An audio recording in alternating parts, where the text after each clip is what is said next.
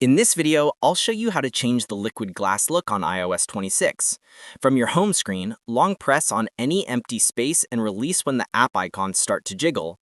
From here, tap Edit, then select Customize. Inside this menu, you'll see App Icon Customization. Choose Clear to get that liquid glass look. You can then switch between Light Mode, which gives a bright glass effect, or Dark Mode, which gives a darker glass look. Alternatively, select Tinted to keep the liquid glass effect but add color. You can pick your preferred color and adjust its intensity. Super simple. If this video helped you out, please hit the like button, subscribe for more helpful tutorials, and leave a comment saying this video helped you out. Thank you.